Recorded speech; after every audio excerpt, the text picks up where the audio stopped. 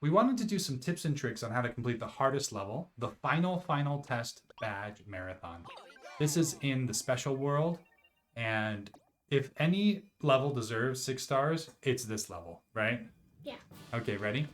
So I would definitely recommend using the D-pad for this level, because you're going to have more precise control than using the joystick. Try to only look below your character. You don't really need to look above your character for this. Oh, you can like squeeze between those two, but it is a very tight squeeze.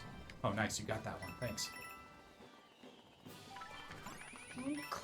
Nice. So it makes it a lot easier if you bring a friend along, and we'll talk about that for one of the later stages.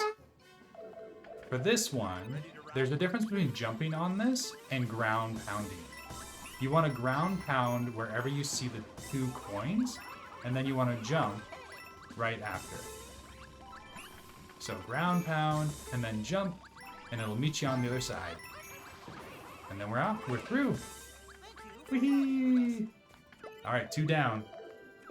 And that 1,000 to go. Try to save your power-ups in your inventory for a very tricky part that's coming up. Here, you want to watch the electric, and for this part, I would recommend using the joystick. So as soon as the electric goes through, you want to follow it right behind. I know it's tempting to go counterclockwise here. Definitely want to go clockwise right after the electricity. You can even follow this flower around if you want. If the electricity is getting too close, you can cut these corners and get a little ahead. There you go. For this alternating one, you want to anticipate where the lightning is and then be on the other side, which I guess makes sense, but just kind of follow the pattern. So lightning, go down, down, up, down, up, down. There we go. And we're through the dolphin kick. All right, this one is all about timing. Don't always press down. So here, we're gonna do a jump, regular jump, big jump. You can do a twirl jump if you jumped a little early after the big jump. So that's just a regular jump. Here's a big jump. Here's another big jump. There we go. Nice. There we go. Okay, ready? So for this wall jump, wait about 1 second and then jump on the seed that comes up. And then the timing of this level is pretty generous. They don't really make you wait for anything, so you can just go up as quickly as you can. You don't need to stall anywhere, really. Here you get a 10 coin by jumping on a seed. Go up here, jump on one of these seeds, and then you're good. That one definitely gets my heart pumping, that's for sure.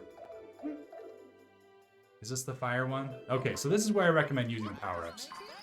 Okay, so you want to use your power-ups? If you're with a friend, you could even opt to have one person use the power-ups, and the other person is kind of, you know, just there for support, so that you can have more power-ups in your inventory. But try to watch the fire as much as you can. It's really tricky to time it right. But the power-ups will at least help.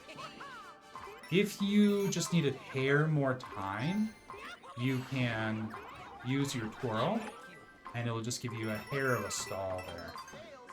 Okay, ready? This is the hardest part. Oh boy.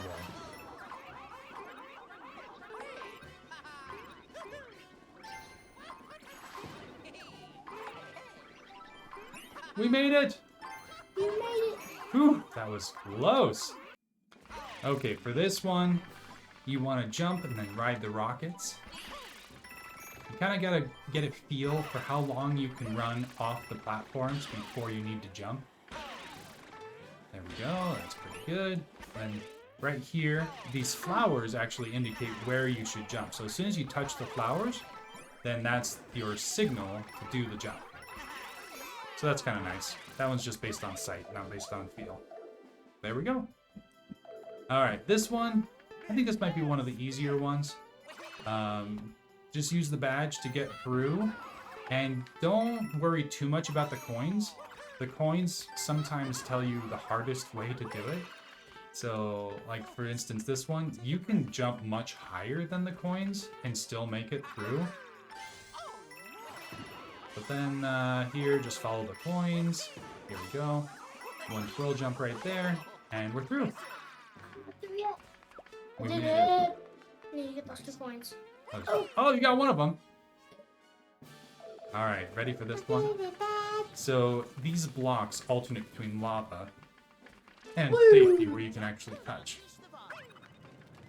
So as soon as they turn to safe blocks, you're gonna want to climb onto this one, jump down, and then use the coins. Here, you don't even need to go on the left. You can just use these and jump up here. Now this is probably one of the trickiest parts here. Use the coins.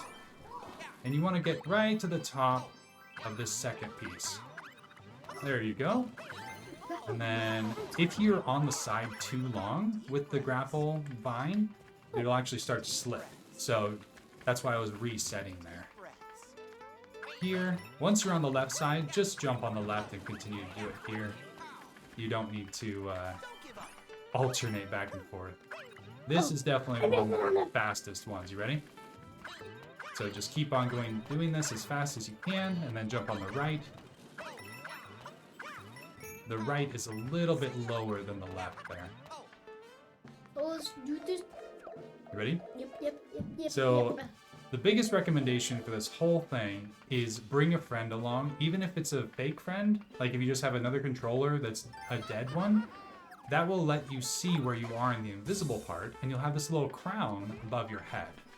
It makes this part of the level so much easier. You can see I'm just following the crown, and that tells me exactly where I am. So, the recommendation for this part is bring a friend. But your friend might die. Your friend might die, for sure.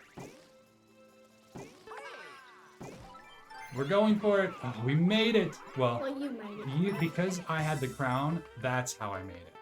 Okay, ready to do it? Boing. I got it on. So, there are some tips and tricks on how to complete the hardest level. And if you're really having trouble, you could also use cheats, right? And just hover through the whole thing. Hover.